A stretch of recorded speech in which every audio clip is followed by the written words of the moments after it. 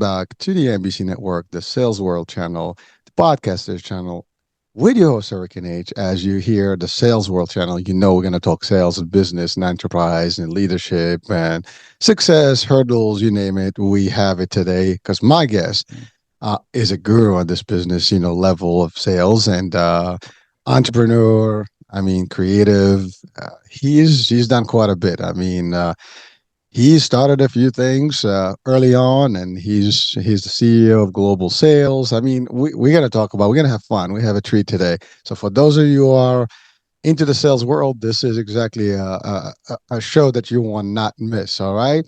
So with me, I have Evan Samet. Evan, how you doing, man? Hey, thank you for that introduction. That was I could hire you as a hype man. That was I'm now Okay. I'm not that I wasn't fired up before, but now I'm really fired up. I'm ready for some walkout music now. Maybe a UFC fight or something. Like I'm fired up now. Thanks for having me. No worries, Evan. Well, salespeople. I mean, we kind of like this is like a motivation thing for us. Like when you get to talk, shop. This is. I mean, I do a lot of different topics and I do a lot of shows, but when it comes to sales, that's like just like something 2D. Like I have a chromosome extra, piece in there. It's funny. So, We were talking before we were recording too, and it was an introduction, and then we started talking about sales, and then we're just free flowing, and I don't know if we're rolling. I mean, it's in both of our DNAs, which is why I'm excited to be here and talk with you. I mean, we could have done 30 minutes before we even hit the record button. So, it'll be great to talk. To discuss what we even talked about before we started recording, and mixing some new topics. So I'm super excited to get started. And as I said, thanks for having me on. oh, listen, thank you for being on and also for sharing, your expertise because, sales is something that no one can do without. Period and out. I mean, I don't care who's watching or listening right now. You are in sales, whether you like it or not. You're interacting with sales transactions every single day. You talk to someone like, I love what you said. We just hit it off. And that's really what sales is. It's just a discussion. I mean, there's psychology, there's an art, there's a science to it, there's all that stuff. But at the end of the day, it takes, a transaction, an exchange of idea against something else, another idea, another service, another product. But that's all there is. So it is part of life. And it's psychology 101. It does impact health. It does impact a lot of things. It impacts the world. I mean, everything is revolving around it. Now, Evan, go ahead. You were going to say something. Yeah, I think when people talk about sales, everyone is so focused on business. Like you think, okay, sales is just business related, but it's where do you want to go out to eat tonight? What do you want to buy at the grocery store? What do you want to cook? And it's low. I guess it's low stakes sales, but it is sales. Do you want to, where do you want to go shopping? Do you want to go to Whole Foods? Do you want to go to Trader Joe's? Do you want to buy organic? Do you not want to buy, and everything is sales, and everyone just thinks of it in such a big business sense, but every part of your day is sales. If you're listening to an advertisement, they're trying to sell you something. If you're choosing between Netflix and Hulu and what to subscribe for, they're trying to sell you something. Everything in your daily life, every decision is sales. Do you drink bottled water? Do you drink tap water, and why? So everything that goes on is sales. And so to understand the business side, the psychology part of it, there's so many different parts of it. Oh, you're right. And frankly, I mean, relationships are sales. I mean, politics is sales. Medicine is sales. Everybody sells and pharma is sales. I mean, everything is for sale, folks. And someone's like, well, I'm not for sale. You'll be surprised. You always trade. You trade in stuff. I'm not talking you physically, folks. But we're talking about the idea of things that you do. Sometimes you sell in or sell out. Things. Even there are people that sell their soul. Yeah, and right. we don't want to even go there. But you know what I mean, folks. It's a transaction that is almost necessary as part of life.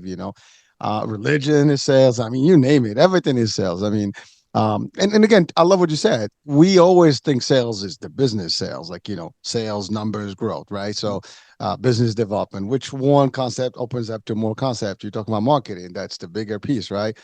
But at the end of the day, doesn't matter. A small transaction. If you're talking to your kids, you're selling. If your kids are talking to you, my kids come to me, Dad, let's talk. Oh, that's it. There's a pitch. Hey, you know, Dad, I want chocolate for dinner tonight. but I mean, there was always a transaction going. Your friend is talking to you. You know, you talk to someone randomly. They're gonna pitch you something or an idea or a thought or something, and they're gonna convince you why that thought is relevant, and that's opinion. And then you have the same, and then you're gonna go back. So that's simple as that. But so before we go into like the deep core discussion here, Evan, a little bit about yourself because you do have quite a bit. I did a little introduction, but it's not enough, to really say who is Evan. So let's talk about you and your story. So I started my first business, selling or giving tennis lessons, excuse me, and booking private courts in my area and advertising and trying to meet people in my local town in New Jersey and just running a little self-serve tennis lesson business. Started when I was 13, taught me a lot about business, taught me a lot about being on time, which is huge in sales and just basically any business, especially because I was too young to even drive myself. So to have to coordinate a ride from a parent to then meet up to give a lesson and a ride or a walk home, and did that all throughout high school. And then when I was in college, when I was 19, I was a sophomore. I really saw EDM and house music starting to really take over college campuses, and the need for people to want to be at live events really started with Avicii. And at that time, Swedish House Mafia announced their final four, supposed to be their final four shows ever, three at the Barclays Center and one at Madison Square Garden. And foolishly, but not foolishly, I knew what was going on, but I didn't have the analytics. But having my nose to the ground, I invested 98% of my capital and bought as many tickets as I could to the final Swedish House Mafia four shows. And I took the $6,000 I invested and turned it into over $20,000. And I was around college just as an intramural ref and said, okay, this is much more lucrative and much more fulfilling and rewarding than what I was doing. So I started then, buying tickets to different events. Beyonce had just played the Super Bowl halftime show. Bon Jovi was, picking up his tour. So I really started learning the ins and outs of the concert business and the season ticket sporting business, and just buying tickets to, what I thought were popular events and really basing it off the need for people to want to be there live. I mean, social media was blowing up at this time, and Snapchat and wanting to be there and video sharing. So just started, without much knowledge in the concert and sporting entertainment business, just launched the Ticket Insider and ran that company successfully for 5 years before I had an exit opportunity, which came in 2018.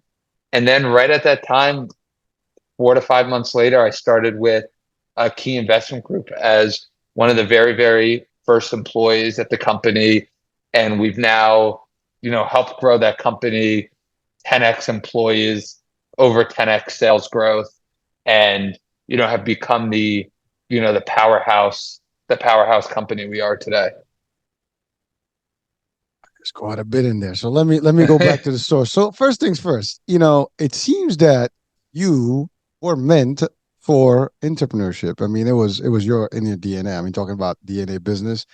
At that age, at 13, most of the kids are not thinking about how to make money, and then giving courses and teaching and doing stuff. They're thinking about just how much time I'm gonna put on a game show, or go on a game, or on a console and just binge a little bit of a few I don't know, Halos or Fortnites or whatever, right?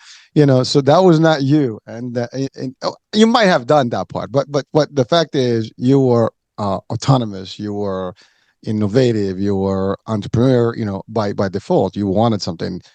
It's funny, as you said, that how it taught you a lot of things and want to be in on time. And I mean, listen, I can tell you my kids are not on time. As much as I'd like them to be, it doesn't work that way. Sometimes they are, sometimes they're not. But the fact is, that age, you don't really think these things, but you did, and you planned correctly.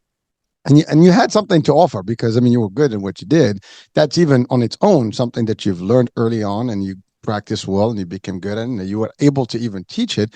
And that's in itself something else, because everybody that knows business in general, and even life, you have to learn something that you can actually provide in order for you to get value, for you and others, right? And ultimately, you did that at an early age, which basically that was already a drive in you, and you did that. Now in college, and you also saw the opportunity. There was an opportunity in the tennis teaching, and you kind of like, I'm going to do this. And then as you went to college, you just evolved to the next one. And frankly, in college, you're right, games and concerts is big stuff, right? And you're like, wow, this might be something here. And again, you Well, it's test that. funny, yeah. You Yeah, did it. sorry to cut you. Like you said, in high school, I thought about learning, and one thing my mother always told me was just to be polite to people. And I wasn't the worst student, but I wasn't the best student. But I always just got by. I held the door open for people. I asked people how they were doing, and it really goes a long way in sales and in everything. People always want to work with people they like. It's very natural. You go to your local restaurant, and why do you go? The food's probably as good as the other 10 restaurants that are on the block, but you like the owner, you like the service, you like to interact with people who you like and are personally and are friendly. So, I learned that early on in business. Was I the best tennis player in my town? Definitely not. But I was always on time. One thing I learned from that is everything that you can control, you have to be on top of. You can control whether or not you say good morning, good afternoon. You can control to a 99% extent if you're on time. So if you can get those things out of the way, emailing someone back right away, not making someone wait. Obviously there's being on your phone too much, but if someone texts you, you get back to them within a reasonable time. Something that you can control goes a long way in business that will make people want to work with you regardless of what your price is.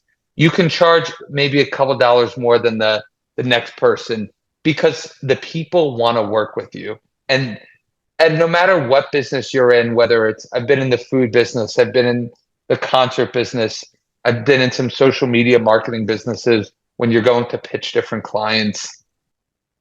If you're nice and you respect people and you're friendly and you're on all these things I just said, it goes so far that I'm not saying that the work is secondary because it's not, but you have such a leg up that again you can name your price and it's invaluable. And those are things that really, because my mother taught me those things so young, even at 13, at 19 when I started my second business, I felt like I was already 60% through. I just had to execute on my business plan. Well, that thank you for bringing that up, because the idea of is being nice and being, very, I guess, personable. People enjoy your presence and to do stuff. They prefer to deal with you than maybe someone who's kind of like, you know, not really. And I'm not talking about charm and stuff. That also helps, but I'm talking about more like just personality. You have an open, you're. It's a. I would like to talk to you. I mean, like you feel that. And by the way, that's energy that you can feel.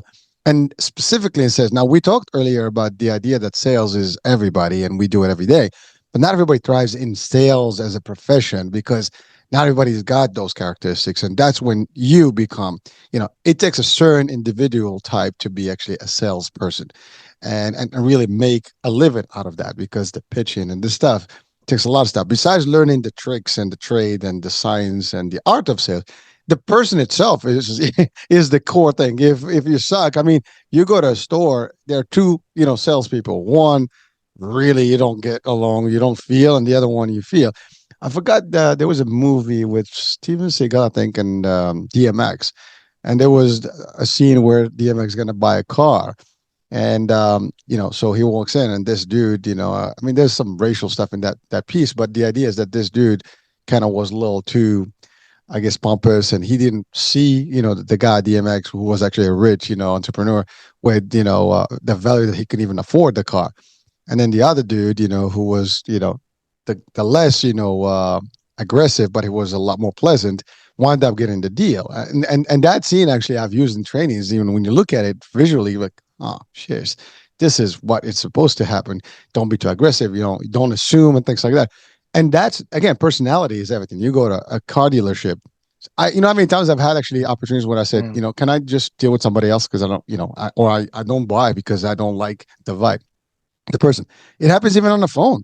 So this is something we see on transactions on the day-to-day basis. But the person, the individual, That's something that is core value of anybody that can, yeah, and wants to be successful. If you Well, have too much attitude, yeah. I think Go ahead. the most interesting part is everyone has a hobby or a passion. And you see people who get in sales and maybe they're in a certain type of sales because they feel like that's where the money is. And they go, okay, if I'm in tech sales, if I'm in cybersecurity sales, if I'm in, real estate sales, because real estate's so expensive. But what if you're not passionate about it? Then you're almost forced selling, right? Every business that I've been in, I love tennis. I told you before the call, I live in Florida because I could play tennis every single day outside. I love going to Or concerts. I'm going to a concert tomorrow. I love going to sporting events. I'll go to Heat games. I was at the World Baseball Classic. I go to Dolphins games being down here. I love Mediterranean food. I mean, I can eat Mediterranean food every single night. I work with falafeling. I mean, I've always believed in aligning myself with businesses that I actually care about because I'm selling, but I'm really believing the words that are coming out of my mouth. When I tell you that I truly believe tennis is the single best sport alive, and I can't even find you a close second one. I truly believe that. I'm not selling you anything. You're in New Jersey. I'm in Florida. I'm not selling you on a tennis lesson. I just truly believe that. You could tell by my voice. I think going to concerts, you go to a concert, if you sit in the very front row, it's the experience is going to blow your mind. And true story, a little sidetrack. I saw the same band. I saw them once in an OK seat and once in the front row, same exact set, 3 times as good of experience. Go take a Netflix special, watch it online, go see that comedian live in person. You'll think they're 3 times as funny, and it could be the same exact set. I truly believe in the services that I'm selling. And a lot of people, they'll say, "Oh, I'm not a salesperson," but if you get them talking on a topic that they're interested in, then they suddenly become a good salesperson. So a lot of it is just finding what you're interested in and what you're actually passionate about. And I'm very fortunate. I've been very lucky that I've aligned myself in businesses that I care about. But maybe for someone listening who's who's either in sales or they think they're not good at sales, listen to this and say, what are you passionate about? Do you like food? Do you like sports? What do you like? And do you like clothing? Okay, you like clothing. Maybe you love yoga. Can you sell yoga mats? I do stretching here on my carpet. Maybe someone could sell me a better yoga mat. If they told me the benefits, maybe it's for my back or something, then they can convince me to buy one. So I think, for people who, as I just said, are listening to this and maybe they feel like they're at a dead end or they think they're good at sales, but maybe they're not in the right position, really brainstorm about what you're passionate about and how can you get a position somewhere or start your own position, even if it's a small business, and sell something that you really care about. Well, Evan, you're touching on some real important piece in terms of sales and just making it right. You're right. I mean, first of all, if you like to do sales in general and you have that drive, that's a great. But I love what you said. If you're not passionate about what you do, you're not going to deliver. Your performance is going to be weak, and you're going to burn out quick, and you're going to hate your job, and you're going to hate yourself, and you're like, oh my god. And you also, touch on the idea that some people get into it almost by default because that's where I can make the money or the most money. Because yeah, sales is one function, one profession that you cannot really not lose in because it's performance driven. You're more Yeah. you can it's a number game. You definitely, as long as you're pitching, you're gonna sell.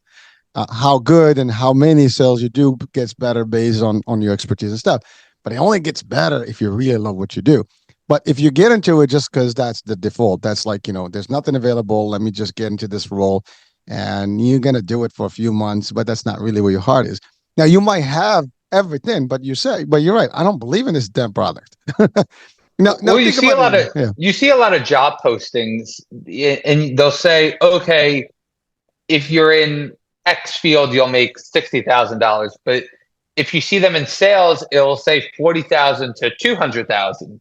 And people might just see that super big number of 200,000 saying, wow, I can't make that at a 60 or $70,000 salary. Let me take that position. And then you're at this position and you go, okay, well, I don't believe in what I'm selling.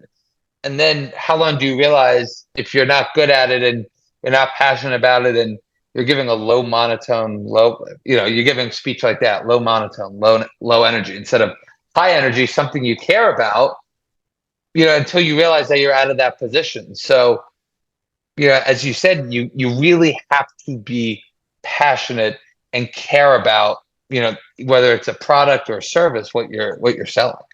Well, you're a perfect example. You talk about tennis like it's the only thing that exists out there. There's no other thing, and you believe in that from your heart. And trust me, I talk about martial arts almost the same way. That's like that thing for me, right? And everybody's got something, in their stuff. I've been in insurance sales and health, and I believe in that stuff because I know we help people. I know we save people. And, as much as there's controversy about how the insurance companies and, there's cost, there's that, they don't approve things, but there's a lot more to that. And I've been getting that from the beginning of times where I started in this industry where like, oh, this.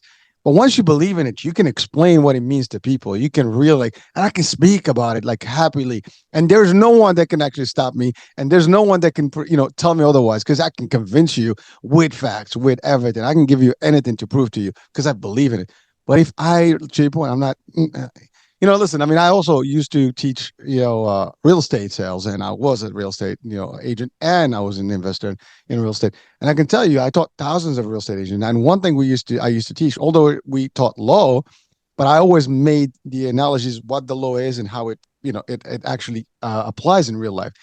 And I always tell them, like, there's two salespeople that can walk into the same home, showing a home, and one will be like, this is the bedroom, this is the kitchen, this is a bathroom.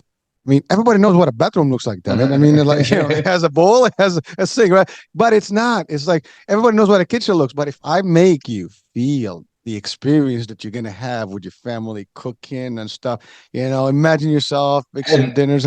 I mean, you get into like a visual and you get excited about stuff that people are gonna love it. But if the person is so dull and monotonous and is like, okay. Sure, thank you very much. Well, I think you're right because in business sales, right, you do have to make a living. So I can give you tennis lessons. Yes, you could also have someone throw you a ball or go hit against the wall, and yes, you can do that for free. I'm in the ticketing business, and yes, I'll come out head front. There are some negative aspects of the business, everything around Taylor Swift and inflated ticket prices, but I truly believe in the experiences that I sell. In the food business, it's the same thing. You go to a restaurant, you buy a hamburger for $20. Go to your local grocery store, hamburger maybe costs you $1, if that. But you're selling a service, and you buy a T-shirt, you buy a Lululemon shirt for $100, or you buy an expensive high-end luxury shirt. Shirt might cost them sub $10 to make, and you're paying sub 60, sub 70. Sorry, you're paying over 60, over $70. But it's sales, and it's still business, and that's just the end of it. But if you truly believe in what you're selling, that you're giving that person a better experience, and that person at the end of the day is happy to pay a premium. Why is someone happier to sit in the front row than the back row? Because it is a better show. Why is someone happier to buy a Lululemon shirt than maybe a shirt at their local discount store? Because it's better quality. They feel better when they work out in it. They look better. So yes, everyone has to make money on sales. Everyone in life has to make money to be able to afford the things and live, and so on and so forth. But if you believe in you believe in what you're selling, then all that really goes out the window. Well, thank you. And again, you use the word experience, and really that's what it is. It's all about like, what does that mean for you? How are you going to feel about yourself with this product or service? And if I can really believe in it, I will exchange that. You will see that. You will feel it. I will describe it in a way that before you even get that thing, you're already looking forward to it. Like you're like, that's exactly what I want. And there's a way to get there too. I mean, like you said, the first thing it starts like you can't get into a product or service that is not something that you can even vibe, that you or yourself will not even use. That's the other thing, right? If you really want to sell Yeah. something, if you're not gonna, it's not something you would usually buy, or you would really rather not, buy if you didn't have to, then that's not something you're gonna pitch. But if something I'm gonna use, I'm the first customer and I love it, I use it every day. Well, guess what? There is no one that can actually convince me otherwise. I will get you the experience. I will describe it in a way that you'd be like, wow, you're gonna get wowed out big time. And it's funny because hey, there's this happened a couple of days ago, real random, but there was an issue with our sink and the water coming out, and like this guy came over, and I'm not a very handy person, and this guy who was the plumber was so excited about different things that you could, and in my mind, like I didn't know you could be excited about doing things in a drain or different, clarity in water. But this guy obviously found his calling, and he charged more than every other plumber we looked at. But the guy was just so damn happy to be in our house and explaining everything that I said, okay, this is the guy we have to go with. Like I didn't even look at another person. So you find something, and if you're lucky, where it's a service where maybe other people, where the common person is not as familiar with it, or the average person is not as passionate about it. You know, my girlfriend's father, for example, is obsessed with details on cars. And we were detailing our car, and he was loving every single second of it. I was ready to stop 30 seconds in and go inside and watch football. But he's so passionate about it, and we were working on it. He did such a good job, and you find out where when it's something where you're passionate, your work is better. This he did an amazing job on this service where I probably would have done a tenth of as good of a job because I wouldn't have been as passionate about it as he was.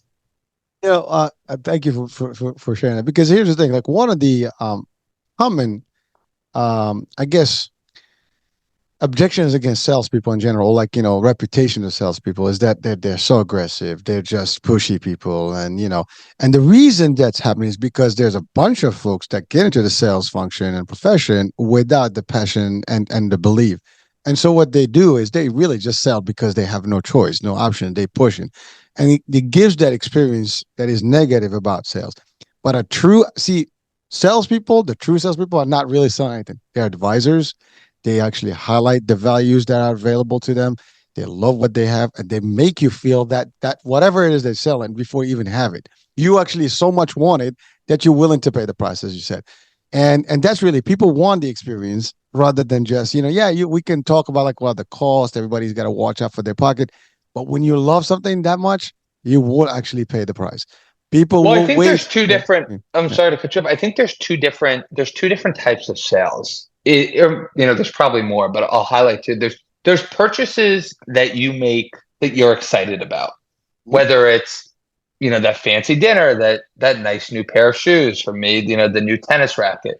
And then there's purchases where you unfortunately have to do, whether it's cleaning your gutter or fixing your sink, or buying a new water filter, or buying paper towel, like By things that necessity. just yeah, just you're doing them. And if you're in that sales position, you need to get in your client's head. If someone's buying a new car, especially a luxury car, you can't sound like a used car salesman. This is a purchase that, if it's a lease, it's every 3 years. If it's a purchase, it could be once every 6 years. They've waited multiple years to make this purchase. This is something they've been looking forward to. They block time off their calendar. They're ready to test drive. And you have to understand where that person's coming from and say, how can I make this the best experience? Or on the flip side, if you're just selling, like a paper towel, or you're selling something someone wants quick and done, then understand that too. Give them the quick pitch, show them the excitement, and tell them how efficient you'll be, and they'll be able to put this problem, or in their mind, their problem, to the side, and you can move on to your next client. So you really need to understand not every product is the same, not every service is Right. the same. People are going to view it. You said you're in real estate. That's the biggest purchase anyone makes in their life, is their first house. You can't do that sale in 10 minutes. Some people, it might take a month to finally pull the trigger on their dream home, and maybe they get it ripped under them, and, oh no, I can't buy one. So, and then, then you have to go convince them, oh, there's another house. Here's a better house. Here's a house where you can envision your family. So you need to understand the service that you're selling and why is that person buying your service and what are they trying to get out of it? Is it a lifelong experience, something they're going to talk about, or is it something boom, quick, on to the next one? And then once you understand that, it will make a huge difference going forward. It does. And again, I mean, it's quite a few elements. I mean, these are all the factors. And you're right. I mean, if it's something that you need, you're gonna get no matter what.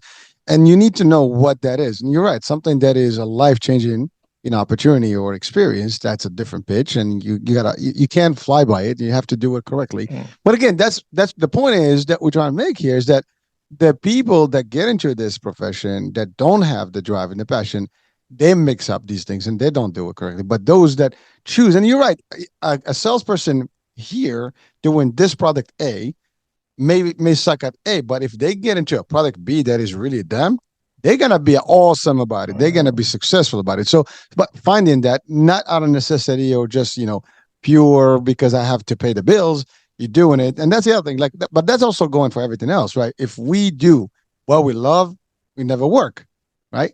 Exactly. I mean, yeah, that's it. that quote is dead on it, and you find yourself wanting to do work because you're trying to accomplish a goal, and you're trying to, if you really can relate to your client, who then hopefully turns into maybe a friend down the line. You're trying to get them to hit that experience that you have, and you feel satisfied. You feel satisfied when you do it, and it's a high. You want it. If you sell a house, if you're in real estate and you see someone all settled into their house, you get the highest selling it. You want to sell another house. You want to sell the same house. You want to sell a bigger house. I feel that. I mean, I've been in the entertainment industry for over a decade, and to me, there's always new acts I want people to experience. There's always a new game. We're selling tickets right now for the Detroit Lions, and the Detroit Lions haven't been in the playoffs since 1993. I mean, there's people in Detroit who, I was born in 1993. They haven't seen a home playoff game since I was born. Yeah, and I'm a Giants fan. I go to Dolphins game, but I've experienced two Super Bowls in my lifetime, and you hope for people who are Detroit Lions fans. This is an experience, and being there in person, and whether it's taking your kids or taking your parents, it's a once in a they may not be back for another 30 years. It's a once in a lifetime. I don't want to degrade Lions fans saying they'll never be there again, but I'm joking. It'll be a once in a lifetime experience, and maybe not for the game. For the players, we want to be able to sell that, and it's everything. It's driving to the game. It's the tailgate. It's putting on your jersey, taking the family photos before you go. It's not just the game. We're selling. It's an experience that we're selling. It's the day. It's the week. Adventure. it's the full thing. It's the driving. It's the high fiving the random person behind you after they score a touchdown. It's the bonding. The bonding, and this is more than just ticketing. It's if you're selling a product or a service, how do you make it so much more than that service? If I give a tennis lesson, how do I say, okay, that tennis lesson, if you can use that backhand into your next match, and then in your tie break at 5-all, you can hit a backhand that we worked on for a winner, and then you win the match. How can I equate that lesson to that feeling that you're going to get when you hit that victory shot? As you said, in real estate, how do I equate that house sale to the first family dinner in the home, to the first time your kid maybe brings their spouse home to dinner, and the first Christmas or the first holiday in that home, the first big family Thanksgiving?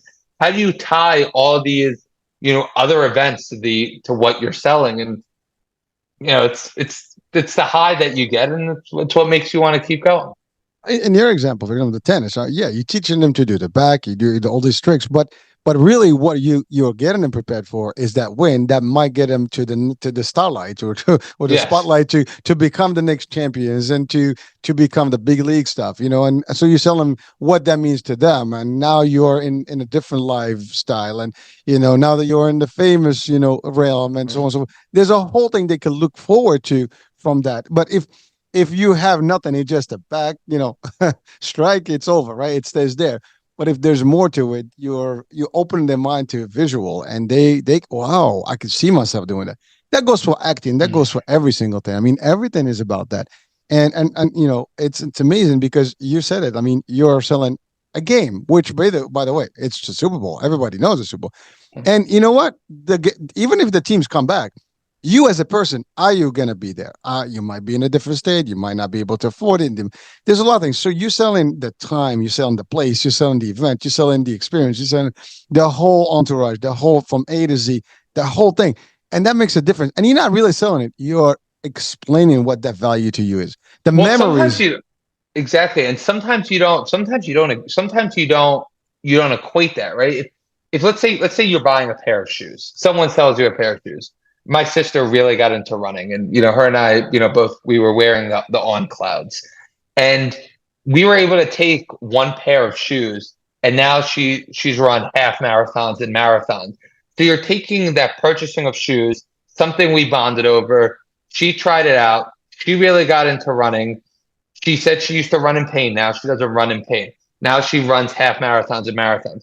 One shoe purchase, marathon runner, and years experience. Sometimes you don't even think of that thing, but you got to be able to, when you're selling, see the bigger picture. If you're selling, let's say you're in mergers and acquisitions, and you sell a business, or someone purchases a business, they now can set up a business, another business. So they take that business that they sold, and maybe they provide a beach house for their family, and they have family get together. You're taking one moment and it's creating another moment. So all these different products or services that you're selling so much more than just that tiny good or that tiny service. You're selling experiences that can last years. Same thing with me in concerts. I remember when I went to go see Luke Bryan for the very first time, my friends convinced me to go, and it was at the very infancy of my business. I've now seen Luke Bryan over 10 times, and I saw Luke Bryan for the first time almost a decade ago. I've taken family, friends to see the shows. I mean, one experience, one sale has now left over a decade of long lasting memories for me. So when you really think about it that way, and sometimes it's hard in the moment. It's hard to say, okay, how, if on a Friday afternoon, how is this one sale really important? Well, it is, because it can really lead to a lifetime of memories.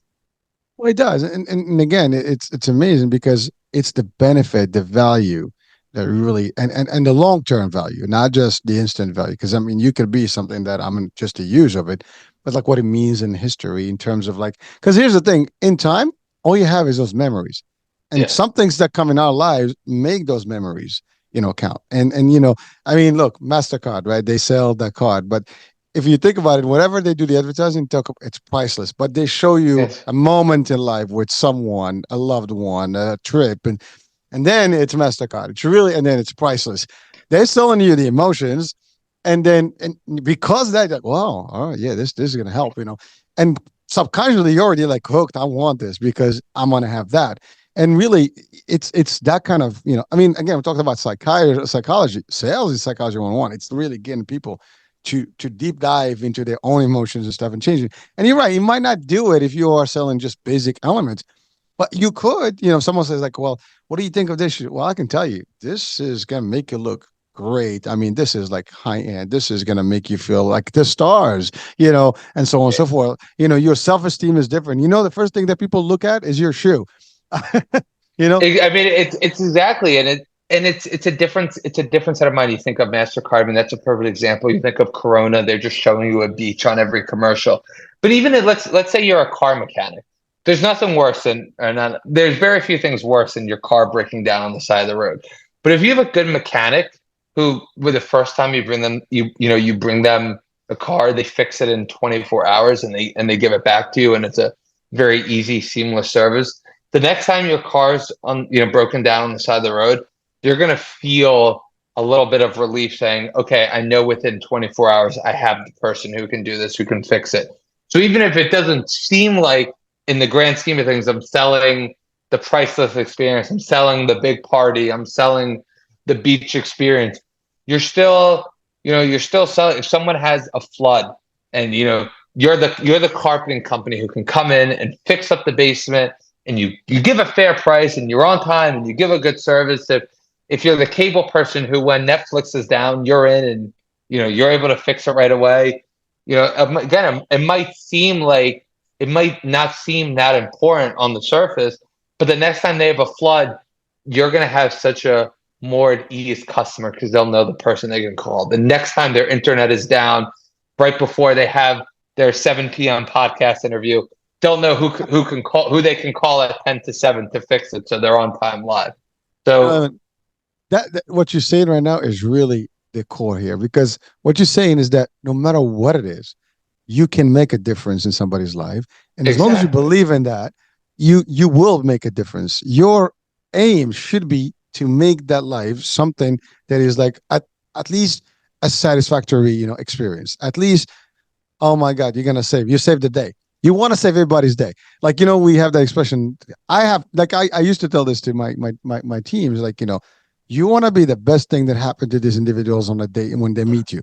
That's it. They meet you. There's nobody else that's better than you in that day or even in life, because you're going to meet them and help them to do better. And I used to say this to people in trainings all the time. I mean, I don't do as many now, but listen, you are helping yourself by helping others. And literally, if you're really focused on helping them, by default, you're helping yourself. You don't even have to worry about you. You just do the deed, and the rest, the fruits are going to be there for you. And that's really what it is. And so, I think we've talked a lot about that piece of it, but I want to go to you as an entrepreneur and as, I definitely, you have the drive. You've been like, because you mentioned a couple of things. First of all, Ticket Insider. I mean, I get it. I mean, people know about Ticket Insider. I mean, I didn't think I would be talking to you, but but here we are, right? It's something that you know of, but the odds of like sometimes talking to someone who actually had done something that people are using, they don't even know. So that's the thing. That was great, and you kept it going, and you're still doing it, and it's and evolved. Now I know it's difficult because there's a lot of nonsense that goes on in ticket sales, and there's a hype. You got to do it correctly. It's been hard because with technology, as in every business, there's things that change over time, but there's also things that are constant. And it's how do you take the constants that which in our business are teams that perform at high levels, artists that people want to see, sunny Saturday nights. You got to put that in perspective. There's nothing better than a summer Saturday night when you don't have work the next day, holiday weekends. And then how do you adjust the variables, the different technology, maybe different ticket pricing, different promoters, raising and lowering their prices, and how do you adjust? So, with whether it's, ticketing, whether we're starting my own company or, joining with Key Investment Group now, it's how do you take the constants that and you've worked on for so long, and how do you use those against the different variables? And that's something that I've been working on, for 11 years. And there's people who have been in the industry longer, and technology has changed so much, and the views of ticketing and live entertainment ticketing have changed so much, and I'm sure they're going to continue to change. But there are certain things where I'm going to hold my beliefs and know what I really truly believe in this business, and what works, and what sells, and what people want to go to. And for as long as I'm in this entertainment business, I'm going to rely on those values and those beliefs. And whatever changes around me, I can't control that. I can only adapt. And I will do my best every day to make sure I do adapt.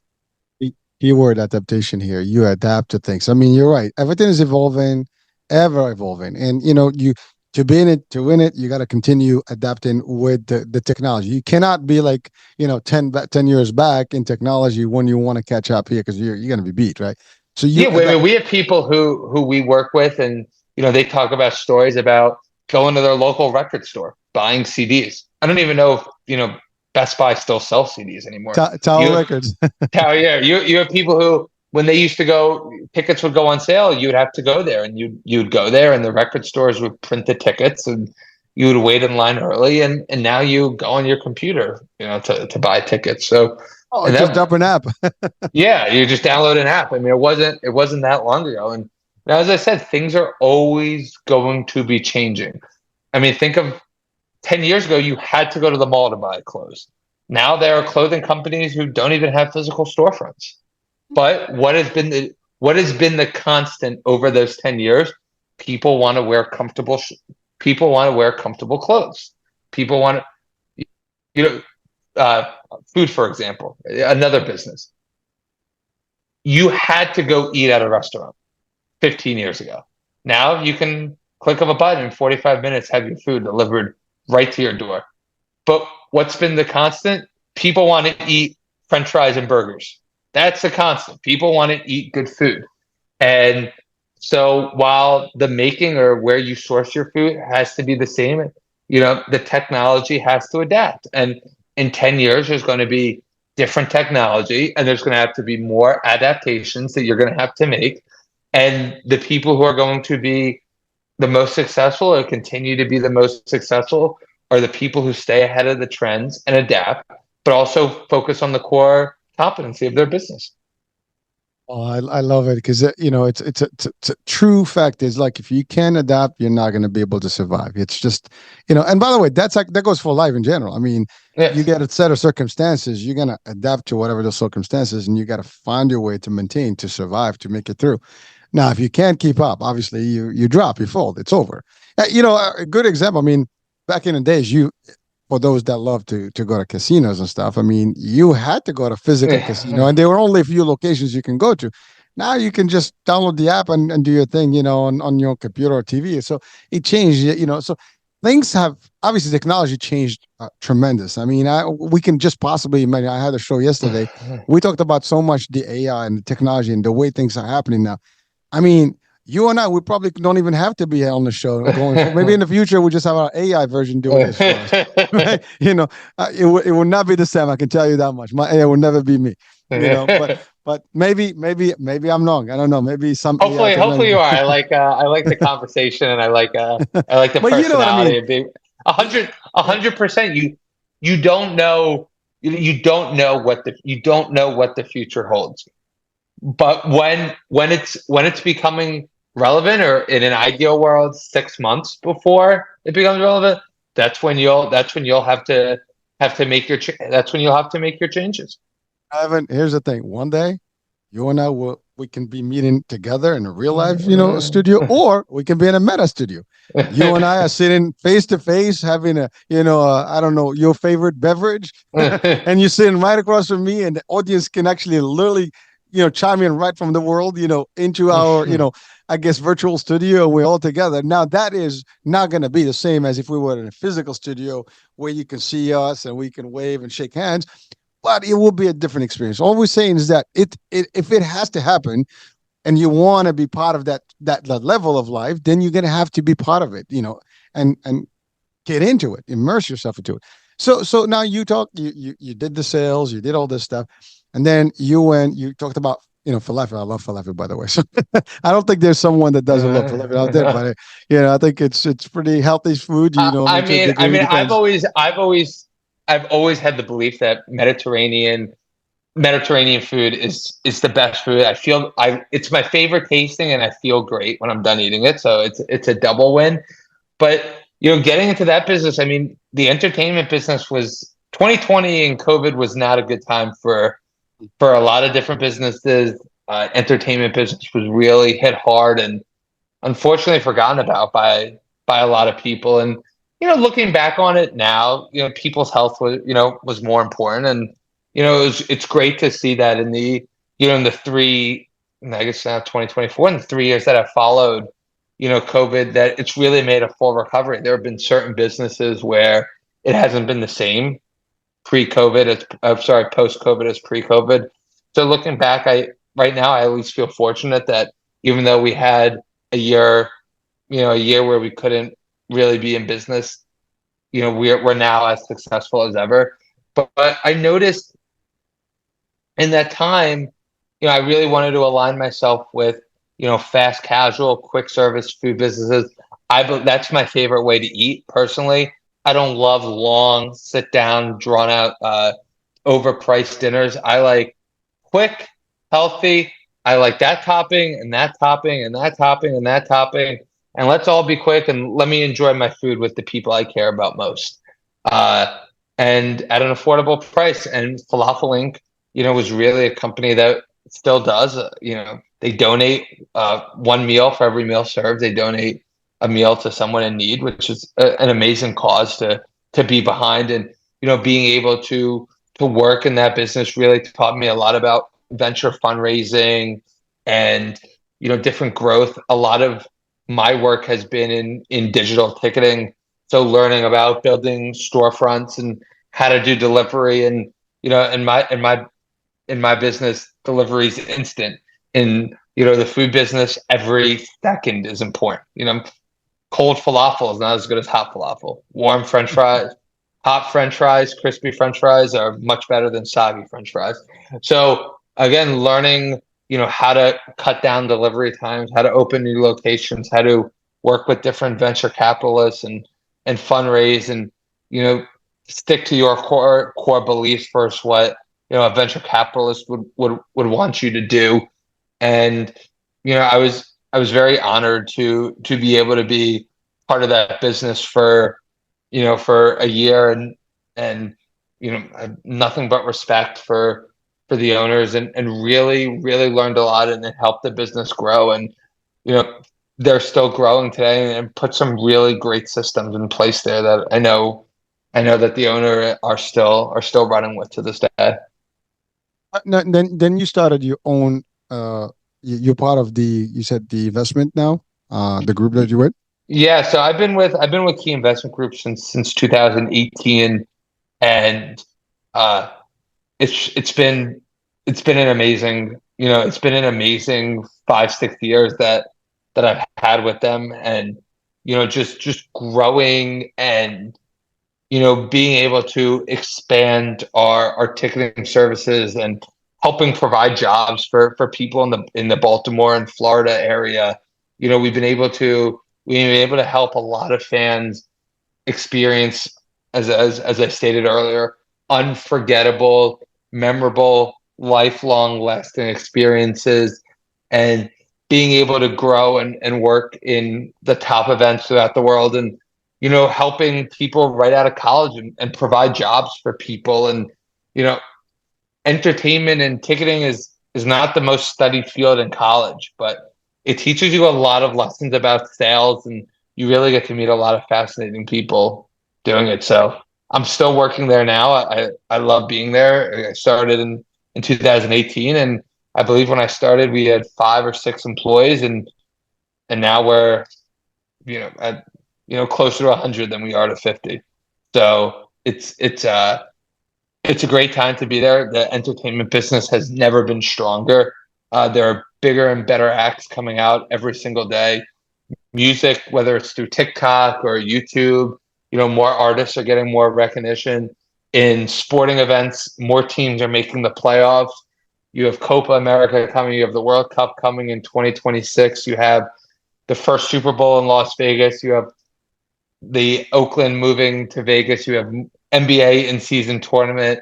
Major League Baseball, 7 teams in the playoffs. Football, 7 teams in the playoffs.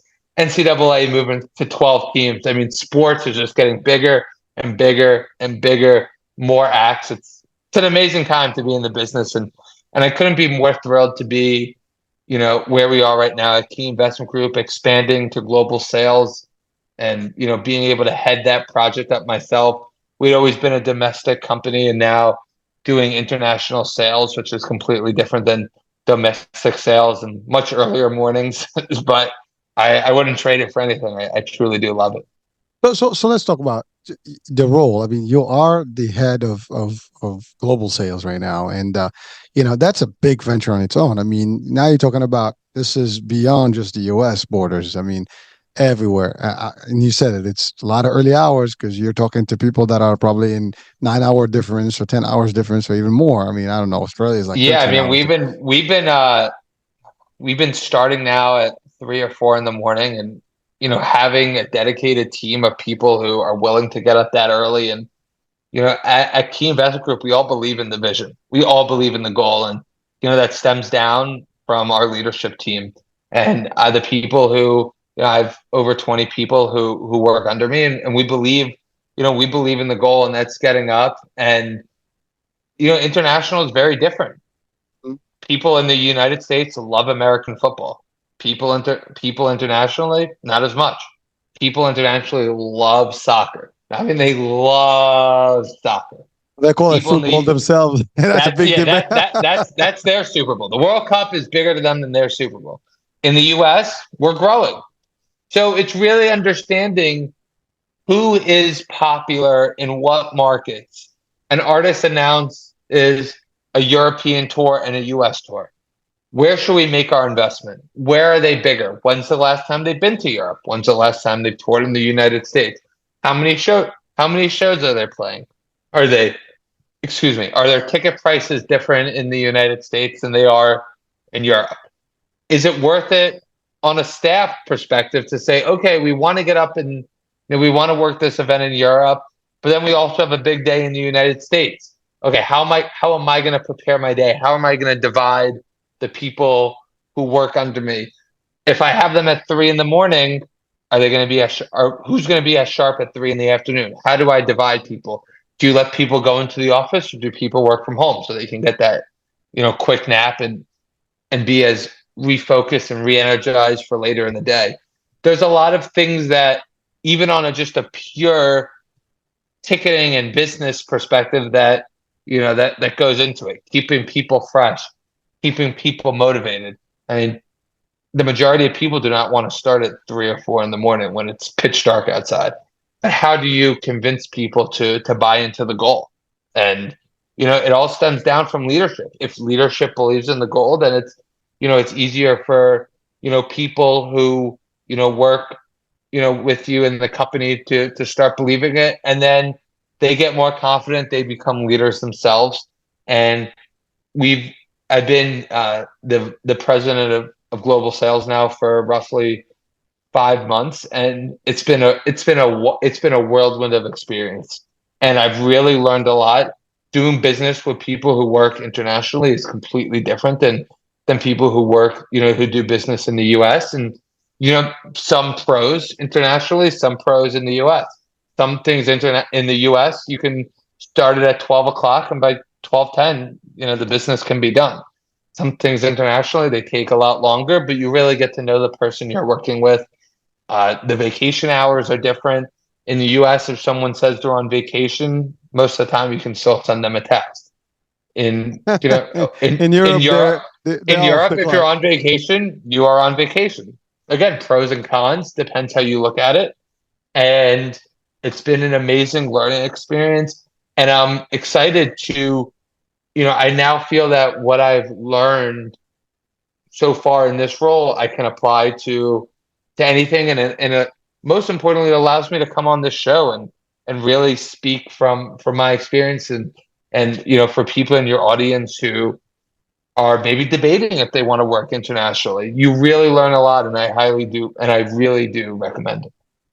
I mean, what you're referring to is adaptability again, in terms of logistics and stuff, and adjusting and learning about how the other part of the world operates, and meeting that demand, and being able to make it work. I mean, again, you have constantly evolving and learning different tricks, to continue to maintain, and everything. Now talking about Europe, you go to, I don't know, the Middle East, you go to Asia, you go to Australia, it's going to be even another, realm, different, thoughtful, and I love what you said. In Europe, vacation is taboo. You don't talk. They unionize for the most part. You do not talk to someone, I'm off the clock. They go to lunch. Yeah. They have lunch. They're not going to respond to their phone when they're having a good meal during the day, or having a siesta. And it's different, and you have to know that, because you'll be viewed as disrespectful, and you may lose the business.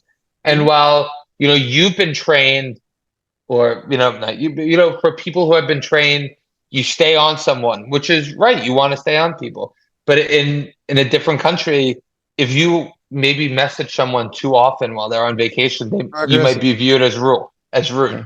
And too aggressive.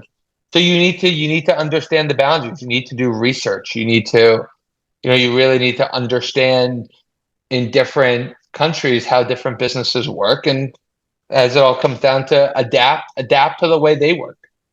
I And love it. I'll go ahead. Sorry. no, I was just gonna say adapt.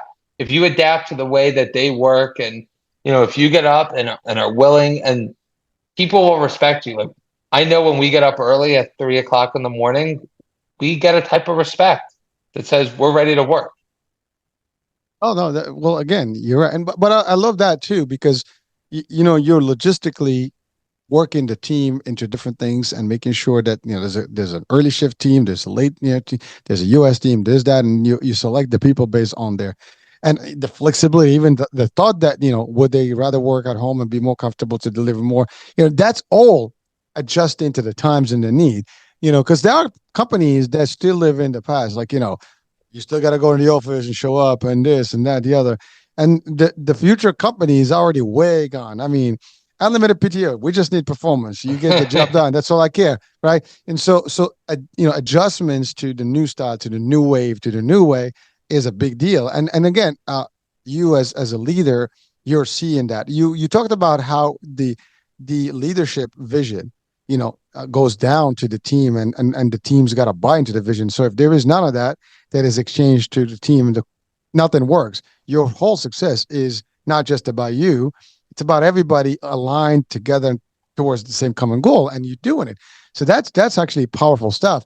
And again, anyone that's out there that either running a business or leading a team, you have to start really seeing these things for Well, I you. think a very powerful thing that I try to say to people who work for me, and I truly do mean it, especially when we were a key investor group and there was only 5 people, we used to do everything. And I tell people who work for me, there's nothing that I will ask someone to do that I have not done myself.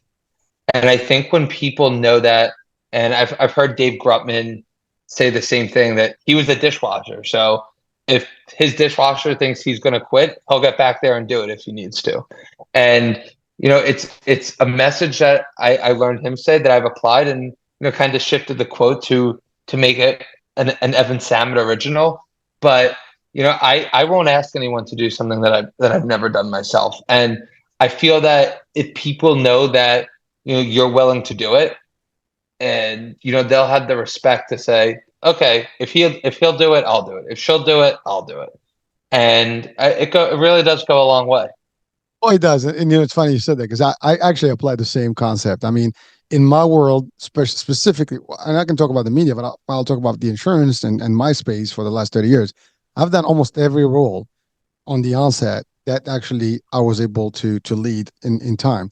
And from the entry point to the highest point, I've been there and I can do the functions. I know exactly what it entails, and I'm still constantly learning about it because you always have to be ahead and be able to do that. And you can also relate to these roles because that's the other thing. You know what it takes to do that. As Yeah. opposed to like, hey, I want you to do this. Like, well, that's not, we can't do it. It's not what would you know, right? But if someone tells me that, I'm like, well, hold that thought.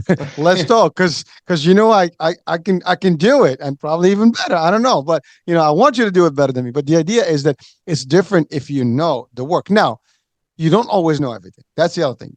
We've been in some roles, but those roles evolve in time, and there's more stuff today. The idea is you get the right people in the right role as well. But it makes a difference. But that's the thing. Being a leader, you have to adjust, you have to adapt. There's coaching, there's training, there's mentoring also that takes place to get these people to really and the example you said, well, the dishwasher quits. Well, guess what? They might not even quit if the environment is righteous, right? If you Yes. really make it like they believe in that role and they know that as much as that role may be small, it is a big piece, a piece of the big puzzle. You miss that role, everything crumbles. Well, And I that's the think, thing as a team. and I'm sorry to cut you up, but I've always viewed myself as a leader as almost the American, you're innocent till proven guilty. If you're hired for a role, I believe that you will do your role to the Mhm. best of your ability, and I don't need to check in on you. And I always come in with that. That's my thought, and not let me micromanage you until I know that you're good enough. I look at it as, if you're on our pricing team, if you're on our delivery team, if you're customer service, I believe that you are going to do your job to the best of your ability. and until I have a reason to prove otherwise. And that's been a very successful leadership tactic to me. I believe it has allowed people who have worked under me to really respect me as a leader, and it's allowed me to, in my own business to rise up, and in this business to get a promotion and keep growing personally and hit new sales numbers. And especially as Key Invest Group, as we expand our business internationally, there's less that I'm able to oversee. Sometimes my focuses are elsewhere, and I need to rely on the people who work for me to do it. And a part of being a good salesperson is being able to hire great, especially if you're going to work for a big company. And at Key Invest Group, we have amazing people up and down who work for us. And as a leader, less about sales, more about leadership. But as a leader, I have full trust in the people who work for me to be able to accomplish everything that they say, and they've done so far, and it's allowed us to just keep growing. And it's allowed everyone to expand their roles and help me learn so much. I love what you said. I mean, the micromanaging concept is an old school concept that barely works. I mean, it used to be the way. That's like, it cannot work today in any way, fashion. At least that's in my opinion. What it is I love what you said, is that you are great. You're hired in the role. That means the fact that you're hired, we know that you can do the job. Now, the question, we believe in you unless you tell us that you're not the right candidate. And that's a different story. But basically, you're good until you tell us that you're not good, or show us you're not good. Yes. Which in most of the time is not going to happen. So, and if it does happen, you were not the one that's just like pushing the buttons for no reason. The person has to give you a reason why they. And yes, and you'll be able to tell right away, because that person might not want to be there, and mm-hmm. they'll maybe they'll make excuses of not coming in, or they'll see why. You'll be able to tell that right away. But for the people who want to be there, they'll be so happy. And if you're a leader and they believe in you, and they buy into the mission, then everything's going to go according to plan. Well, you also said you need to know how to attract the right talent and hire the right talent, and that's the other thing. I mean, you don't have to do the extra work later on. If you do the right work up front, you won't have to worry about that, and you'll have the right people on the bus or the train. So that makes a whole different story. So Evan, quick question. I mean, you've been an entrepreneur, you've been a leader. What would you give as advice to younger, upcoming entrepreneurs, or like just new leaders? What would be some of the advice you would share with them today? I think the first piece of advice that I would give is find your passion early. And when you're younger, take chances on finding something. A lot of people I hear, even throughout school, oh, this isn't, why am I taking this? I'm not studying this. I don't believe in this. But you know what? Just, open your eyes. Have curiosity while you're young. I never would have thought I would have ended up in the ticketing and entertainment space. I didn't know anything about it in high school, but luckily I found it in college, and it's been a blessing for me. I didn't know anything about the food space, and luckily I found myself in that space. So really open your eyes. If you're young, research different professions. If you can take, when you're in high school or middle school, if you can just take, even entry-level positions, just to see if something piques your interest. You never know what that entry-level position is going to lead to. So, be curious. Take chances on stuff, especially when you're younger, because if it doesn't work, you'll be able to tell quickly and move on to something else. But you never know what's gonna spark your interest. And that's right. And in life, you will be going through different changes. I mean, again, I've done many things, in parallel, and I still do different things, and you'll find different things but they're all tied around my personality and what I'm really enjoying. So you'll find that. But I love that advice that find your passion, discover things, be adventurous, and test things out. I mean, it's like food, right? If you don't taste it, you're never gonna know how good it is. Or if it's bad, you're gonna test it, but whatever. But you might be surprised what the taste is, right? And then you're like, oh my god, I love Agreed. this. And you hear stories, and you hear people who say, oh, when I was 5 years old, I discovered this, and I knew I wanted to be this for the rest of my life. And that's great. That's the dream. But there's maybe 1% of people who are like that. That's For right. other people, you try something, and I bet you if you ask a lot of people the careers that they're in now, or, they maybe didn't know it at a young age. So, when you're younger, try things out. Even if you're older and someone asks you to go to something, or if it's a hobby, give it a whirl. You never know what's gonna spark your interest. I can tell you, Evan, when I get a lot of solicitations left and right about opportunities, I don't turn opportunities down. Tell me about it. Tell me more. I Yeah. learn about it. I see it. I don't see myself into it. But I don't just close the door before knowing what's in it. Maybe there is an opportunity. Once I discover it, and if it's not, aligned, then what's the big deal? You didn't lose anything. Actually, what you learned is what it is, what it does, how it works. So you learned a few tricks you might even apply in your life. It's always win-win. But Research, and we always say too, research is free. And well, and when we look at it too, like someone will say, "Who's this artist?" I don't know this artist, dude. Do you think this game? What did this game do last year? Research it. It's free. Look it. If someone presents you with an opportunity or sends you something, look at it. You never know what's going to spark your interest. And if all you lose is a little bit of time, that's okay. true story. When I talked to you about the school, right, the real estate. So we actually went to that school to get our license, my partner and I, and we got our license. And then one day we had a business, and one of the components was real estate. So we were looking for space. We had our own, but wanted a location. So I was like, okay, why don't we go to that school that we actually took the class a few years back and see if they can give us hourly, time. So we go there, and as the discussion, I said, hey, well, maybe we can become partners. And the guy said, yes, you can become partners. And we actually became partners, in the school. And eventually he retired and we took over the business. So, I mean, it's that simple, folks. You never ask the question, you would never know what door is going to open and what's behind that door. It's like amazing. It's like deal or no deal, whatever those things, Yeah, But I mean, you never know what's going to be in, you never know what's going to be in the briefcase. And my thing too, when I was 15, my dad took me to my first ever concert, and it opened my eyes. And then 19, someone asked me to go to an electronic house music show, and I didn't even really know what it was, but I went in.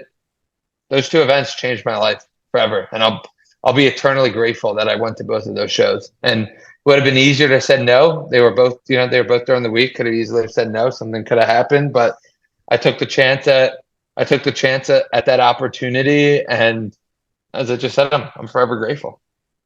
Well, Evan, I know we've exceeded the hour. Well, first of all, thank you. But I wanted to just ask you, like, I know, we talked about all the stuff that can happen, but I'm sure things sometimes get bumpy. Now we kind of you covered around, let's say the pandemic time. But what would you tell people that try to find reasons why things may not work and objections on their own? What would you tell people? Like, if this is not an easy task, right? Being in business is not easy. No, nothing is easy. But what advice would you tell people, to stop thinking that things are not going to work or think bad about things? What would be that advice? You have to stay resilient, and it's easy to get down on yourself, especially when people, whether you're in sales and you have a couple calls and people haven't gotten back to you. But remember why you're chasing your goal. Always come back to that. No matter what it is, remember why you started. Remember the goal you're chasing. And when you're down on something, just remember that. Remember why you started, and remember what you're trying to accomplish. And someone doesn't respond, someone says no, just a little bump in the road. Just keep going. Failure is only failure when you quit. And if you keep going, you'll eventually accomplish what you want to. Listen, folks, I mean, it's golden advice. You take it to the bank. It's real stuff. It works. I can tell you it works. Evan can tell you it works. And if you hear anybody that's been in business, in a success story out there, you will hear the same concept. They never give up. They don't fail because they don't give up. They just keep at it. Objections, hurdles, barriers, whatever you want to call them, they're gonna come through. There's nothing that's gonna be so smooth and it's like, oh, it's easy. You're gonna have to deal with different things, changes, that, the other. The key here is if you really believe in it, to your point, Evan, know why you were doing it in the first place. The rest is history. So that's about it. Well, listen, Evan, we're exceeded our hour, and it's been great. I enjoyed this exchange and the discussion. So that's it. Any last words before we close? No, I thank you for having me. If anyone wants to reach out to me, you can always send me an email. My email is EVAN, my last name SAMET 811 at gmail.com. Anyone who has any questions or comments, please feel free to send me an email. I'd love to hear from you, and that's all I got. Oh, you're on LinkedIn, so people can also Yeah, connect with you you there. can also message me on LinkedIn or connect with me. It's just my first name, EVAN, my last name, SAMET. And if you want to reach out to me via LinkedIn, you want to reach out to me via email. Uh, However, I'd love to hear from anyone who has any questions, comments. I'd be happy to hear from you. And if you want tickets, we can still do that through you, right? You can always come to me. You can always come to me for tickets too. All Always. right. Well, I mean, sometimes people want to get the ins of what's happening and get some good spot because sometimes you can't even find tickets, right? I mean, it's very Yeah, I difficult, mean even though. it's hard. You have to stay ahead, and you have to know what you want early, because when if you realize you want it too late, then everyone else has gotten it, and it's sold out. Listen, you got an in, folks. If you want your stuff and secure, you know where to go now. So that's about it. Evan, thank you so much for being with us, man. I appreciate it. Hey, thank you for having me. I really do appreciate it. Nah, no worries, man. Well, folks, there you have it. We had some fun. We've learned quite a bit. And now, if you like entertainment or football or any sports in Europe, everywhere, whatever they are, Evan can make a difference there. So, I'm American Age. Hope you enjoyed this episode of, our shows here. And we'll be talking soon. New day, new show on topic. Bye for now.